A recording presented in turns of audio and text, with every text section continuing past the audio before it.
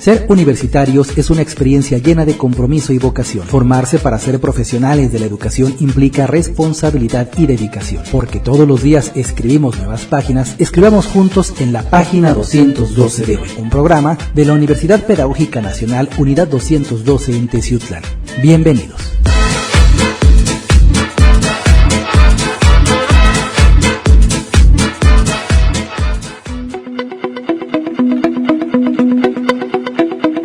Muy buenas tardes, mi nombre es Nelly Reyes y les doy la más cordial bienvenida a su programa Página 212. Los invito a que nos acompañen durante esta media hora porque vamos a hablar de un tema bastante interesante y bueno, de uno de los programas educativos que oferta la Universidad Pedagógica Nacional, Unidad 212 aquí en Teciutlán. Y para mí es un gusto presentar a nuestra invitada el día de hoy, aquí con quien ya hemos tenido la posibilidad de platicar sobre otras temáticas y específicamente el día de hoy se va a hablar acerca de la esencia de la psicología organizacional, pero también hablaremos acerca de la psicología educativa, que es uno de los programas de nuestra universidad. Y bueno, le doy la más cordial bienvenida el día de hoy a la maestra Maribel Peralta Lombard. Muchísimas gracias, maestra, por aceptar la invitación y bueno, venirnos a platicar de este tema tan interesante y que sé que será del agrado de de las personas que nos están escuchando y también de las personas que nos están viendo en Facebook. Gracias, maestra. Gracias a ustedes por invitarme. Muy bien, maestra, y específicamente la temática del día de hoy es la esencia de la psicología organizacional. Sin embargo, fuera del aire, platicábamos un poquito acerca de la importancia de entender por qué la psicología o la importancia de la psicología dentro de las organizaciones, dentro de las instituciones educativas, cuál es el antecedente que permite que se inserte la psicología en diferentes ámbitos. Bueno, creo que esa siempre ha sido una confusión y bueno, lo comento desde nuestros alumnos, ¿no? La confusión entre pues la psicología clínica, la educativa y la organizacional. Pero las tres tienen un mismo origen, ¿no? Que es la psicología general y que la psicología se establece como tal, como ciencia, por ahí de 1800, ¿no? Y que los primeros trabajos clínicos fueron de Freud. ¿Cómo llegamos a la psicología organizacional o del trabajo? Bueno, sabemos que por ahí de 1904, 1910 se empieza a ver los primeros escritos sobre psicología organizacional. De hecho, hay un artículo que publica el APA, la American Psychology Association, ¿verdad?, sobre el tema, y obviamente de Walter Scott, quien hace también un escrito sobre psicología organizacional que viene precisamente del desarrollo de las industrias en esos años, en México concretamente entre los años de 1910 y 1920, pero tiene un antecedente desde la psicología y los estudios de Freud. Pero bueno, la psicología organizacional, utilizando todo este marco teórico de Freud, de la conductual, de la cognitiva, ¿verdad?, nos da el antecedente de las conductas de un individuo. Ya para 1945-50, ya con Elton Mayo, que él hace una investigación concretamente dentro de una organización, de una empresa, y que precisamente hay un estudio que se llama Houston, que hacen en una empresa sobre iluminación. Pero al final ese estudio termina recogiendo datos importantes de los trabajadores sobre pues que en las industrias no era tan flexible las relaciones humanas y que eran importantes para la productividad. Entonces Elton Mayo se da cuenta que no era tan satisfactorio que los trabajadores permanecieran solamente bajo ciertos criterios muy rígidos de la industria, de solamente voy a trabajar y sin platicar, sin socializar, ¿verdad? Y sin que yo sea escuchado por mi jefe sobre cómo me siento emocionalmente, ¿no? Entonces, a partir de eso, Elton Mayo se da cuenta y empiezan ya a desarrollarse muchos estudios en la cuestión industrial y sobre psicológicos, ¿no? Entonces, ahí a partir de los 40, 45, 50 empieza a desarrollarse la psicología organizacional como disciplina, como una disciplina, ¿no? Teniendo como antecedente todos estos estudios de la psicología conductual cognitiva y los test, ¿no? Que ese es un antecedente muy importante en la Primera y Segunda Guerra Mundial, porque desde ahí es donde empieza como a establecerse la psicología en Estados Unidos y en Europa empieza a tener un auge muy importante, sobre todo en el desarrollo de los test. Se desarrollan los test en la Marina, en los cuerpos de Marina, el beta y el alfa, que creo que así le llamaron a esos test. Y después, más tarde, en el 45, con la Segunda Guerra Mundial, los test de estrés, ¿no? Pero también de inducción y capacitación a pilotos. Entonces, ahí como que empieza todo este asunto de los test y la psicología aplicada, no solamente al campo de la educación y del reclutamiento, sino también ya con estos estudios en las ciencias humanas al campo de la empresa, de los equipos de trabajo. Entonces sería el antecedente del por qué la psicología dentro de las organizaciones, la importancia de esta parte humana, no solamente en la cuestión de las operaciones de la empresa, sino también de las relaciones interpersonales, podríamos decir, sí, exacto. Y intrapersonales también, porque sí, no exacto. solamente es esa parte de la relación con el otro, sino la conducta, ¿no? De cada uno de los individuos. Muy bien, y entonces tengo entendido que cuando hablamos de la psicología organizacional, muchas veces también se denomina psicología industrial, si no mal recuerdo. En este caso, maestra, ¿estos conceptos significan lo mismo o tienen sus especificidades para cada una de tanto la industrial como la organizacional? Sí, bueno, es una buena pregunta porque sí es cierto, lo cuestionan mucho, si son sinónimos o si una es parte de la otra. Para algunos estudios, la psicología organizacional y la industrial la consideran sinónimos, ¿no? Para otros consideran a la psicología organizacional como parte de la industrial. Y para otros consideran a la psicología organizacional como la evolución que ha dado la psicología industrial. Entonces, yo apoyo más la última, ¿no? Que ha sido como la evolución, porque por todo el antecedente. Nos quedamos con Elton Mayo en el año 50, ¿no? En donde empiezan los estudios sobre estas cuestiones humanas dentro de las empresas, dentro de las instituciones, ¿no? De cómo se siente el trabajador emocionalmente, ¿verdad? Dentro del trabajo y que lo relacionan con la productividad. Un trabajador motivado, un trabajador incentivado, a lo mejor económicamente, un trabajador comprendido dentro del trabajo, pues estos estudios resultaba que eran más productivos, la gente era más productiva. Entonces, a partir de los 50, con todos estos estudios, se empieza a afianzar la psicología organizacional, pero también ya en los años 70, 80, se empieza a afianzar lo que es la psicología emocional, ¿sí?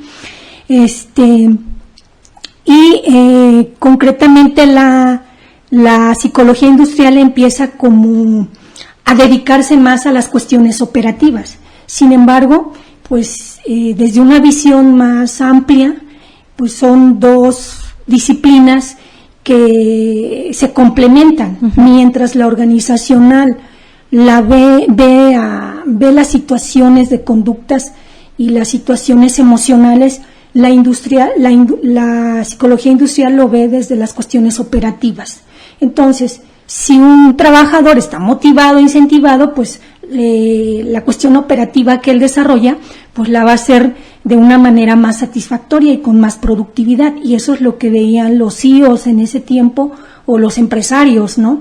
Eso es lo que les preocupaba, y actualmente es una preocupación, ¿no?, de los grandes empresarios, y que ahora actualmente pues se han desarrollado otros conceptos como el desarrollo de talento humano y la medición de competencias. ¿Por qué? Porque los CEOs ahora consideran, o los jefes dentro de las instituciones o dentro de las empresas, consideran que no pueden perder ese talento humano, porque eso implica perder ganancias o perder ese talento que tiene los conocimientos y las personas clave dentro de la institución o la empresa.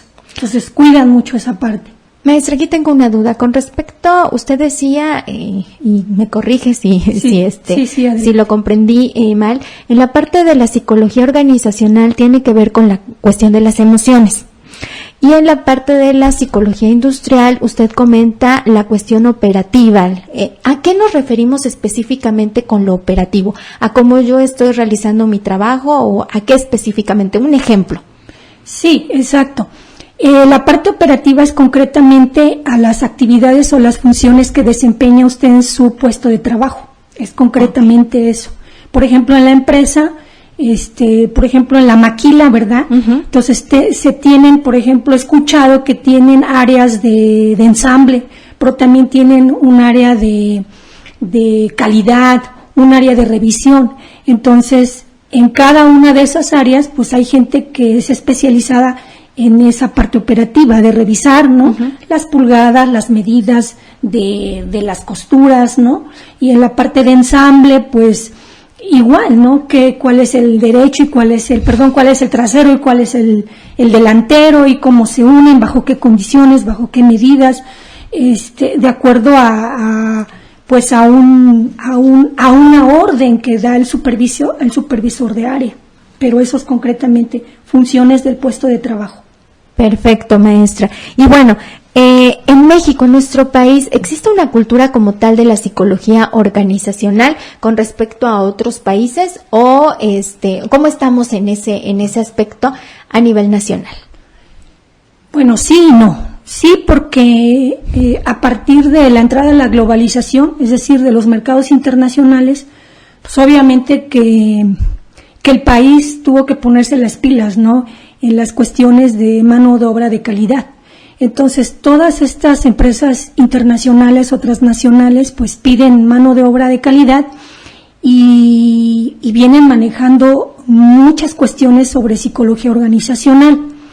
En México, sí abarca porque, de acuerdo a los antecedentes de la psicología organizacional, por ahí del 60, 70, que ya se establece o se viene estableciendo como una disciplina la psicología organizacional, se desarrollan dentro de ella pues seis elementos importantes que trabaja la psicología organizacional, que son reclutamiento y selección de personal, capacitación y desarrollo, planes de carrera dentro de las organizaciones, y salud en el trabajo, que son las más importantes. Pero si lo vemos, por ejemplo, como le decía antes de esta charla, si lo vemos a nivel cono sur, en América Latina, países como Ecuador, Chile, Colombia, sí consideran estas partes de la psicología, estas partes operativas, capacitación y desarrollo, reclutamiento y selección, sí lo ven como parte de la psicología organizacional. En México tendríamos que tener, concretamente en México sí tendríamos que tener un especialista en reclutamiento y selección, ¿sí? Tendríamos que tener a lo mejor el especialista en capacitación y desarrollo. Las transnacionales en México y en el mundo cuidan mucho esto, ¿sí? O sea, tú eres el psicólogo organizacional, sí, pero ¿en qué eres especialista? ¿En reclutamiento y selección? ¿O eres especialista o generalista de recursos? ¿O eres especialista en capacitación y desarrollo? O sea, sí tenemos expertos en las cuatro áreas: reclutamiento, capacitación, salud mental dentro de las organizaciones. Sí los tenemos, pero bueno, complicados para encontrarlos. Sí los hay, pero tan solo el psicólogo, por ejemplo, organizacional, que se especializa en reclutamiento y selección, sí necesitamos forzosamente de un psicólogo que esté especializado en test de personalidad y test psicológicos, en el caso de una empresa o una transnacional que fuera muy exigente en algún puesto de trabajo. Pongamos, por ejemplo, ¿no? Coca-Cola, ¿no? Yakult de México, que son exigentes, por ejemplo, si reclutan a un gerente en logística o a un gerente administrativo. Sí son muy exigentes a la hora del reclutamiento. Entonces, ¿por qué? Porque la persona que aspira al puesto debe pasar por estos test de personalidad. ¿Por qué? Bueno, si checamos el perfil de puesto de un jefe en logística o un jefe administrativo en Coca-Cola, vemos que el perfil de puesto exige toma de decisiones. En la administración estamos hablando de cuestiones de dinero. Entonces, Coca-Cola, si dice, oye, la meta de este año es abarcar más territorio y más clientes, y la meta es el 300% de ganancias más que el año pasado, obviamente que el jefe administrativo va a tener una responsabilidad enorme para que los terceros que gestionen ese porcentaje están en sus manos. Y entonces el reclutador debe tener muy presente que el gerente administrativo debe tomar decisiones así como muy precisas, y pues la cuestión emocional es una parte muy importante, y el psicólogo que sea especialista en ese tema, yo puedo saber, pero yo sí necesitaría un especialista que valore la toma de decisiones en esa persona, porque va a estar en un puesto pues complicado, la toma de decisiones y cómo solucione problemas. Bien, maestra. Y bueno, ahorita que nos dice todas estas características de la psicología organizacional, nosotros, bueno, en la Universidad Pedagógica Nacional, uno de los programas es psicología educativa. Entonces, para muchas personas, y sé que de los amigos que nos están escuchando, a lo mejor tienen interés o de alguna manera como que les movió un poco la curiosidad con respecto a qué o cuál es el campo de un psicólogo educativo. Ya nos dijo las características y algunas funciones del psicólogo organizacional o de la psicología organizacional. ¿Cuál puede ser esa relación que existe entre la psicología educativa para que entonces vayamos aterrizando precisamente sobre las funciones de un psicólogo educativo? No, esta pregunta es bien interesante, ¿no? Porque sí la tuve que pensar mucho, ¿no? Ya me la han hecho en otras ocasiones y sí como que la valoré y la pensé, porque tiene una relación bien importante. Regresándonos al concepto de psicología organizacional y su objetivo, hablamos que la psicología organizacional pues es una disciplina que se encarga de las conductas o de las peculiaridades conductuales y de comportamiento de un individuo en el trabajo. ¿Con qué objetivo? Con el objetivo pues de diagnosticar y evaluar las conductas del individuo en el trabajo. Con la intención, ¿con qué intención? Pues con la intención de de mejorar esos comportamientos, pero sobre todo de mejorarlos las cuestiones de conflicto, ¿sí? Por ejemplo, muchos en el trabajo traemos conflictos existenciales o emocionales, así como nuestros alumnos, que impactan en nuestro trabajo o en la convivencia, en nuestros quehaceres diarios, en la familia, en la escuela o en el trabajo, ¿sí? En la adaptabilidad de una persona, igual en el trabajo, igual la psicología educativa, que estudia el comportamiento, las conductas de un individuo en el aula, en la escuela, ¿sí? ¿Con qué objetivo? Con el objetivo de evaluarlas, diagnosticarlas, pero también mejorar su comportamiento o su adaptabilidad al medio donde trabaja o donde estudia el niño, ¿no? O el joven. Entonces, esa es como la relación. Ambas estudian la conducta en diferentes contextos. ¿Con qué finalidad? Mejorar el conflicto que pueda estar causando su conducta en el trabajo, en el aula o en la institución educativa. Esa es la relación. Pero más allá, si la psicología educativa, ¿verdad? Si los futuros psicólogos educativos trabajan, diagnostican, evalúan y trabajan esas conductas desde esa edad temprana, desde el preescolar, la primaria, posiblemente en un futuro la psicología organizacional, ¿verdad?, trabaje menos con un individuo adulto en el trabajo, porque la psicología educativa viene haciendo su trabajo desde la escuela. Cuando el individuo llega al trabajo, trae menos problemas de emociones, emocionales, de conducta, ¿sí? Y es más fácil que se adapte a los contextos futuros.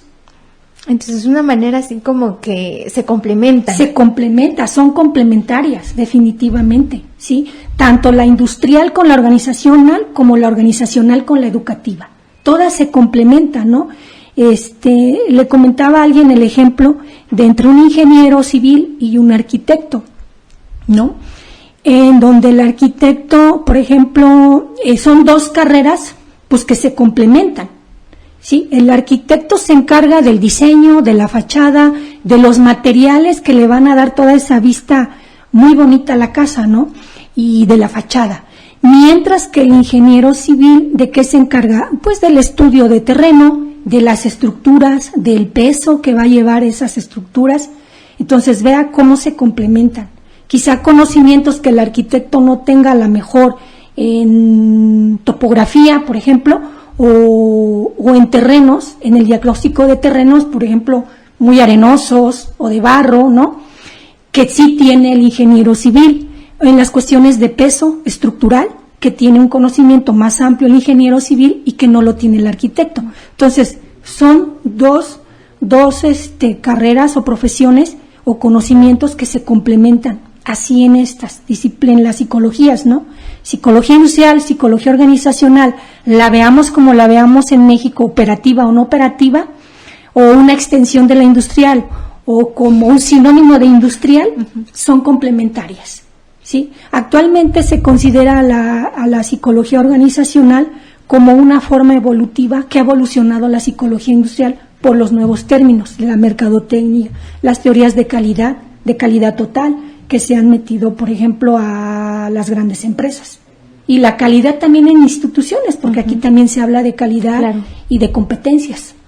Bien, maestra, y en esta cuestión específicamente con la psicología educativa, para aquellos amigos que nos están sintonizando y que, bueno, ya les dio curiosidad saber un poquito más acerca de esta parte de la psicología, ¿cuál sería el perfil de egreso de los alumnos, de los psicólogos educativos? ¿Con qué conocimientos se quedan los alumnos y, bueno, las pueden ejercer ya en el ámbito laboral? Bueno, el perfil del psicólogo educativo aquí en Pedagógica Nacional es eso precisamente, ¿no? Diagnosticar, evaluar esas conductas en el aula o a nivel institucional de un individuo, ¿sí? Ya sea en cualquier nivel escolar, en cualquier nivel. Pero en una institución educativa, tiene que ser en una institución educativa. Escolar, contexto educativo, ¿sí? Entonces es diagnosticar, evaluar esas conductas y una vez que ellos diagnostican y evalúan esas conductas con la finalidad de trabajarlas, ¿no? De trabajarlas en el niño y que permita de alguna manera tratar el conflicto emocional que tiene el niño, ¿no? A veces el conflicto emocional que tiene el niño pues impacta en el aprendizaje. Tendríamos que ver qué tipo de conflicto tiene, qué tipo de conducta tiene, qué tipo de comportamiento y cuál es el conflicto emocional que acarrea esa conducta, ¿no? Que acarrea ese comportamiento.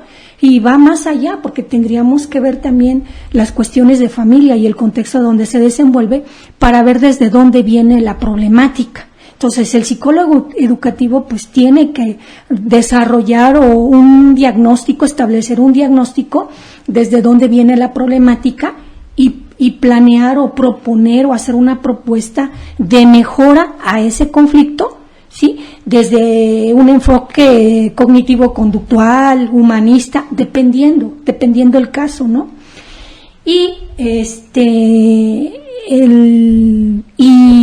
pues mejorar eso o su adaptabilidad, o la adaptabilidad, porque puede tener problemas pues no emocionales, a lo mejor sean de adaptación. Uh-huh. Entonces, ese es el objetivo.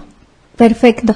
Entonces, para nuestros amigos que nos están sintonizando y que, bueno, a lo mejor les pareció interesante, que estoy seguro que a muchos les interesó esta parte de la psicología educativa, pues ya escucharon a la maestra Maribel, en donde menciona cuáles serían esas competencias que el alumno logra desarrollar y que, bueno, de alguna manera se aplicará en el nivel laboral. Y ya para ir concluyendo ya la participación del día de hoy, maestra Maribel, le agradezco esta charla.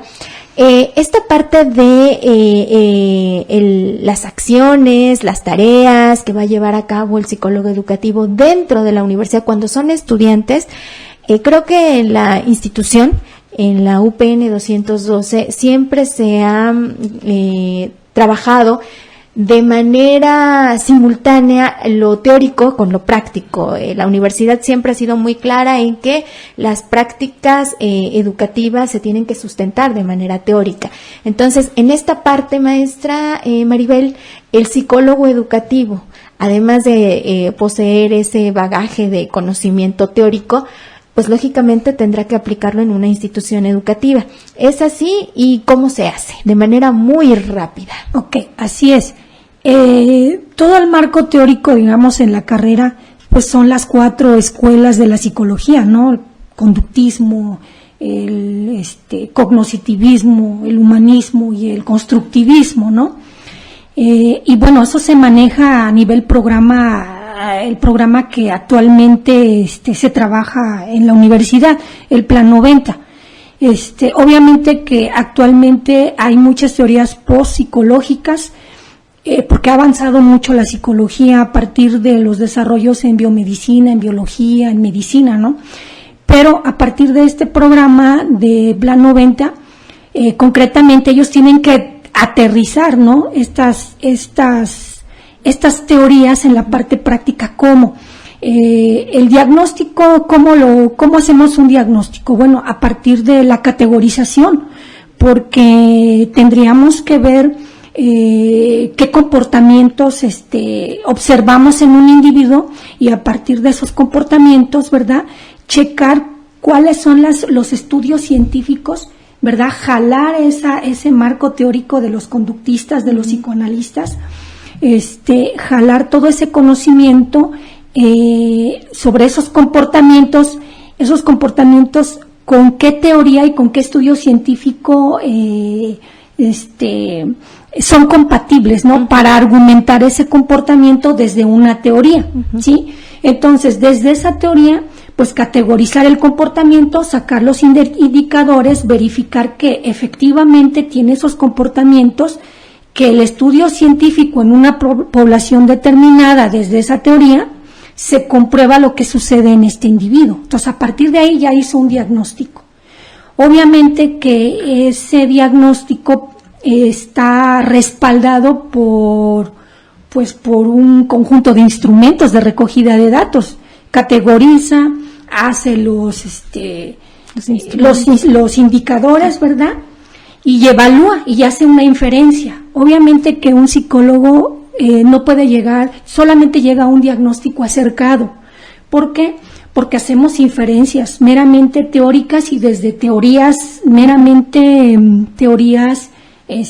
cualitativas, ¿sí? Tendríamos que echar mano a lo mejor de un médico especialista, de un neurólogo, de un psiquiatra para llegar a un diagnóstico pues más concreto sobre una persona con algún trastorno o un tipo de enfermedad psicológica, que hasta ya no llegue el psicólogo educativo, pero sí puede acercar un diagnóstico y mejorar ciertas conductas y hay un límite. Aquí yo puedo trabajar, pero el individuo pasa estos límites, entonces sí necesito de un especialista para concretar y trabajarlo con la persona en conjunto. A veces se necesitan de otros especialistas para concretar pues un diagnóstico y también una terapia o una mejora. Es lo que hablábamos, por ejemplo, en lo que usted decía acerca del arquitecto y el ingeniero, que uno se complementa al otro, lo mismo necesitaría un psicólogo educativo, ¿no? Así es. Pues muchísimas gracias, maestra Maribel. El tiempo siempre es un enemigo aquí en página 212, pero esperamos que próximamente de igual manera podamos platicar específicamente de este tema o de algún otro, que sé que en psicología educativa, en administración, también hay temas muy interesantes que podemos abordar. Muchísimas gracias, maestra Maribel. Y bueno, a todos nuestros amigos que nos sintonizaron el día de hoy aquí en página 212, les recuerdo que la próxima semana tenemos una cita más. Mi nombre es Nelly Reyes, que tengan una excelente tarde.